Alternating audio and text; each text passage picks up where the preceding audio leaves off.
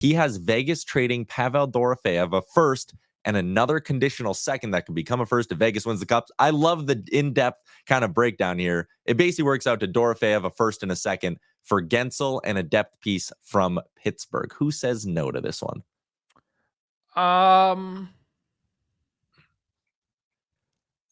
There's a lot to chew on there. No, I think this would go through. I think Pittsburgh would say yes, and I think Vegas would say yes.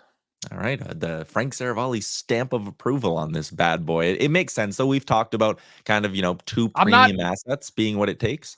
Yeah, but I'm not a Lars Eller fan. Like, I don't know how much he has left in the tank, and there's term on that deal, but I understand with it being retained that, again, just talking about the Byron Freys, sort of spot in their lineup, why can't Lars Eller be their 4C? I don't see why not.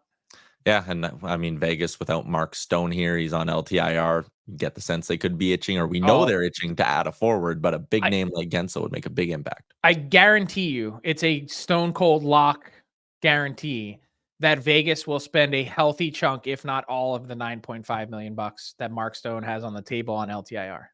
All right, there we go. Gavin, send us our next one here. This one comes in from Steven Fiddler. He has Edmonton getting Dowd and Edmondson at 50% retained. Both of them 50% retained.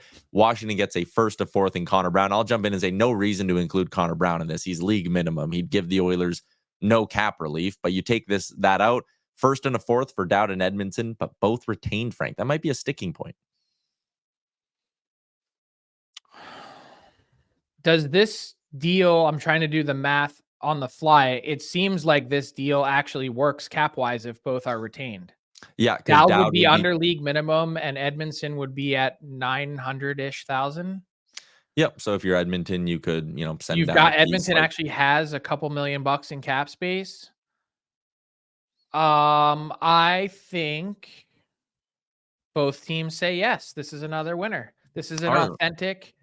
I mean, I'm with you. There's no reason to trade Connor Brown now on the off chance that somehow by the lightning strikes and by some miracle he scores or contributes or becomes a playoff player. But this works for me. All right. I just don't. Here's the thing. Here's why this proposal makes sense in a vacuum. This is not the extent of what Edmonton is targeting. I think they're trying to make a bigger impact. Top 6 forward, top 4 defenseman, and they're mashing a bunch of different things right now. They do not have their laser focus on one target. They're sizing up everything right now. But if they don't get the top end player, top end forward, or if they don't get the defenseman that they're looking for, then this is the type of deal that they could check down to. Yeah, a little bit of a check down play. Okay, we got one more to get through here for Who Says No. It's a spicy one from Dylan, who says Philly gets Bowen Byram in a second-round pick. Colorado gets both Sean Walker and Nick Seeler, and they get a first-round pick in this thing. It's a weird mishmash here, Frank. I couldn't wrap my head around this when I saw it sent in on Twitter, but like Philly gives up a bit more, but they're getting a young, controllable asset in Byram. No, you're out on this? No, the Avs say no on this. Dylan, okay. I love your Flyers fandom here, but Bowen Byram is clearly the best player in this deal. Mm-hmm. And more than that, the second round pick in 25 and Florida's first round pick in 25. There's not a huge disparity between the picks, so it's not a huge incentive. And I just don't know that first off, I don't know why you'd want to tinker with the Avs D anyway. You're not really in a cap crunch right now. If you need to address the cap situation in the summer, my inkling would be that if any defenseman were to go, that it would be Sam Girard and not Bowen Byram. But I don't see any reason to do it now. And I like their defense as constituted. I don't know why you need 2 more.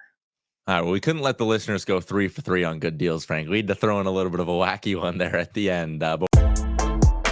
What's up, hockey fans? If you enjoyed that video, then you need to be hitting the subscribe button right here at Daily Faceoff. Exclusive interviews and analysis from our hockey insider Frank Seravalli, fantasy updates from Brock Sagan, and a daily live show at noon Eastern Monday through Friday. You don't want to miss any of the fantastic content, so hit that subscribe button.